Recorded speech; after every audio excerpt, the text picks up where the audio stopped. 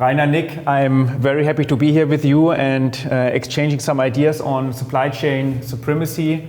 As you know, when we look at today's defense supply chains, especially with regard to the basic defense supply chain, so from industry to the end user, from factory to foxhole, like the military say, we see basically two main challenges. First is that we see a lack of end-to-end processes and, of course, poor performance.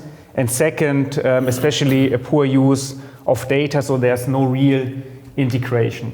At the same time, we know from other industries like automotive that there are already some improvements in place and different measures. So Rainer, maybe you can give us some insights on that. Absolutely. Look, I mean, the supply chain will play a very crucial role for modern and particularly efficient defense organizations.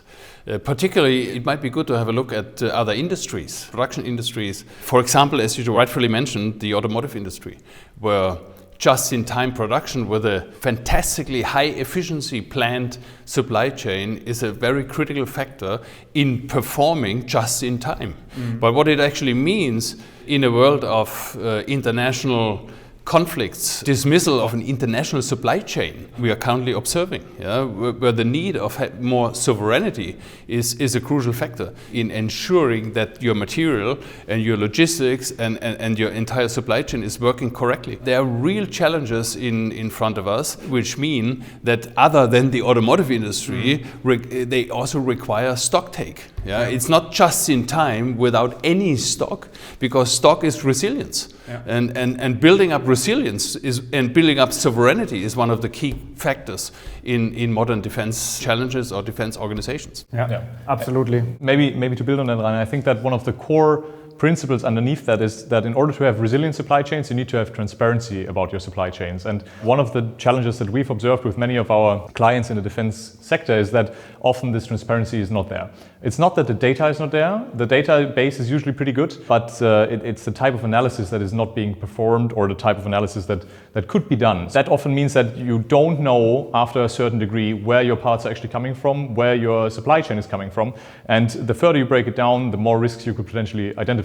That's a very interesting topic that you mentioned. Supply chain that is flowing in one direction, data that's flowing in the opposite direction. That's a concept that I had to learn when I was studying in 86 to 91. And it's still not implemented in the right way in modern defense supply chain organizations. Right. You mentioned just-in-time management with regard to the automotive supply chains. Nick, you said, and I think that's totally right, that stockpile upgrades is a lever to mitigate risk right now. We see in basic defense supply chains. So bringing this together, do you think that just-in-time management can be a solution for nowadays defense supply chains with regard to the resilience we have to improve and not so much the efficiency maybe? When we talk about resilience and just-in-time, I think that we need to take a step back and look at, once we've achieved this transparency that I was just talking about, to really look at the levers that we can pull to make our supply chains more resilient. One of the things that we looked at, of course, is stockpiling.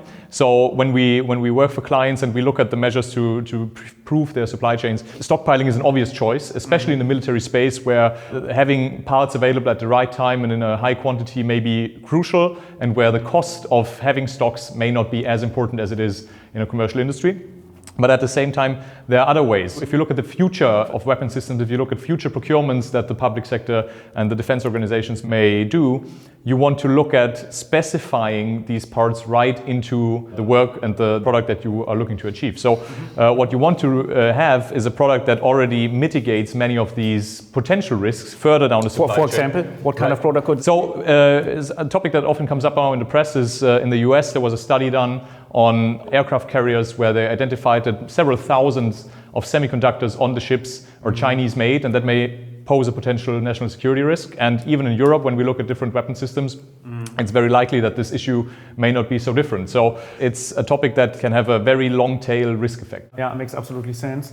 I mean, we discussed after the project we recently conducted for European Armed Forces that basically three main levers for improving supply chains is, of course, the governance, the process optimization, the IT measures, the IT tools we have to make it all data-driven.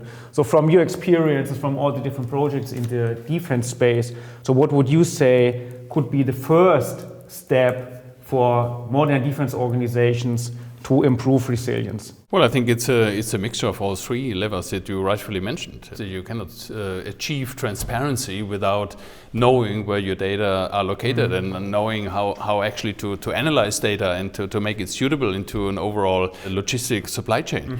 Yeah? And rightfully also the governance and basically the cultural sentiment of doing these things right, of having the right sentiment towards resilience, of also trying to involve private sector partners in achieving these goals is probably a very important factor that sometimes is missing when talking to defense organizations, because they have a tendency that they want to do everything on their own.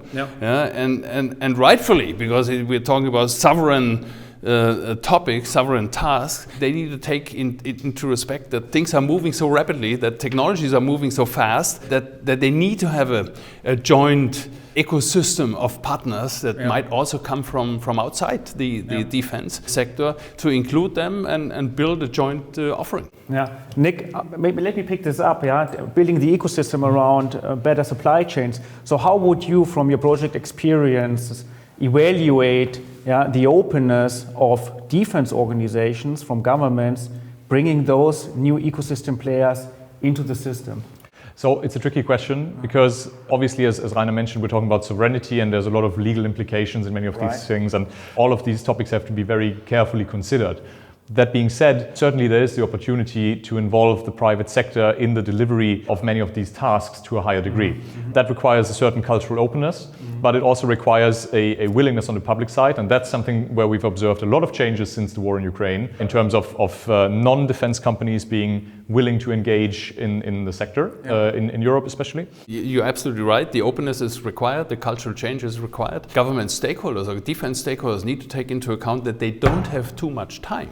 I mean, we need to act quickly, and that's probably the most pressing thing and the most difficult thing, to get these things in their minds, that they get an attitude of getting things done and getting things done pretty quickly, because nobody will wait.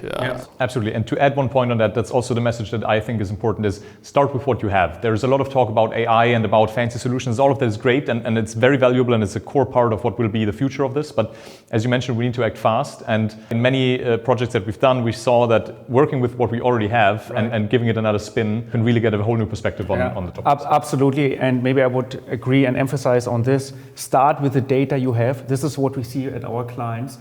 Data is there. Take it, use it, and make the first steps.